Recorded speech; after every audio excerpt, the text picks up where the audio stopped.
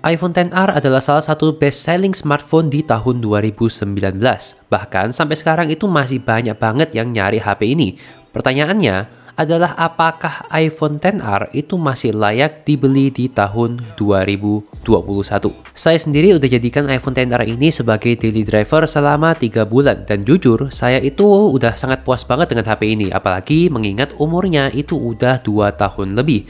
Kalau dari desainnya, ini sih kelihatan agak jadul karena kamera cuma satu, bezelnya agak tebal, dan juga notch-nya itu masih lebar. Tapi masih lebih mending dibandingkan dengan desain lama iPhone yang masih pakai home button. Yang tidak perlu dikhawatirkan adalah build quality-nya karena jelas ini adalah iPhone yang rasanya premium banget dengan frame aluminium dan backdoor kaca. Apalagi kalau udah ada logo Apple-nya. Enaknya kalau udah pakai produk Apple itu nyari aksesorisnya gampang banget, apalagi kalau nyari casing.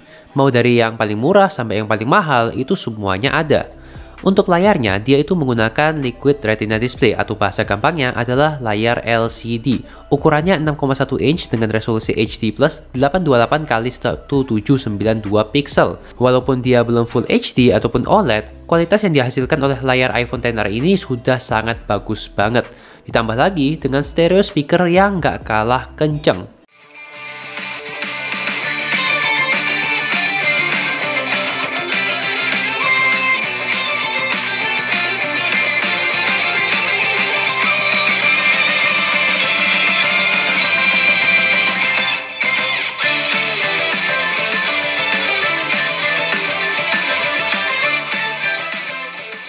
Yang namanya mantan flagship, pasti performanya itu nggak bisa diremehin. Apalagi kalau kita ngomongin masalah Apple A12 Bionic. Mau ngapain aja, masih bisa banget dilibas. Mau buat browsing, sosmed, editing, nge-live di Twitch ataupun reality, sampai kalian main game itu masih lancar banget. Kecuali kalau kalian itu main Genshin Impact di highest settings.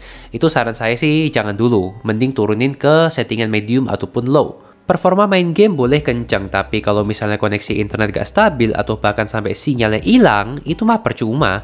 Makanya di sini itu saya manfaatkan Smartfren Unlimited biar nggak usah pusing lagi mikirin paket internet yang habis ataupun susah sinyal. Karena di ujung kota pun Smartfren itu masih dapat sinyal dan kencang pula. Nggak kayak lainnya yang ya gitulah. Lalu untuk kameranya, di sini cuma ada satu lensa 12 megapiksel f1.8, tidak ada ultrawide dan juga tidak ada telefoto. Tapi hasilnya ini masih bisa diandalkan banget, natural dan tidak ada tambahan efek-efek macam-macam. Tapi kalau udah masuk ke low light, iPhone XR ini baru kelihatan agak ketinggalan, apalagi tidak adanya fitur night mode. Untuk videonya nggak ada debat, udah jelas ini bagus, stabil dan bisa up to 4K 60 fps. Kamera depannya juga 7 megapiksel, ini juga masih oke buat selfie dan juga vlogging. Resolusi maksimalnya untuk video dia up to 1080p 60 fps. Ukuran baterai di iPhone XR ini memang tidak besar ya, jadi sekitar 2900 aja. Tapi di sini saya bisa bilang kalau baterainya ini cukup awet. Saya bisa pakai seharian penuh atau bahkan lebih dalam kondisi seringkali di rumah, kemudian dipakai untuk multimedia dan juga nge-game.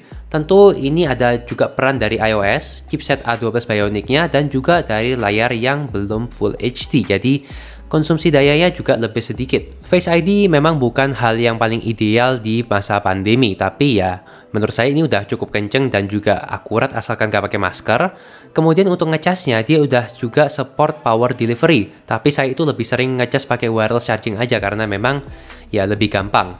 Kemudian untuk haptic engine-nya ini saya suka banget, apalagi ada beberapa game yang sampai memanfaatkan haptic feedback pada gamenya. Seperti game Rhythm Project Sekai, jadi setiap kali saya nge-tap itu pasti ada feedbacknya, dan saya itu belum pernah nemu feedback seenak ini di dalam sebuah smartphone kecuali di iPhone. Jadi kalau kalian itu pingin beli iPhone kekinian tapi budgetnya itu terbatas dan juga belum mampu beli yang Pro Max, maka iPhone XR ini adalah salah satu opsi yang menurut saya sangat worth it untuk kalian beli di tahun 2021. Dan saya pun berencana untuk memegang iPhone XR ini sampai beberapa tahun ke depan, mungkin sekitar 2-3 tahun ke depan lagi. So, sekian dulu untuk video kali ini. Kalau ada yang mau tanya-tanya langsung, ya monggo aja langsung mampir ke kolom komentar. Thanks for watching, as always, jangan lupa di subscribe, like, dan share video ini. Kalau kalian suka, dislike aja kalau nggak suka, dan kita akan ketemu lagi di video yang lainnya. Jane.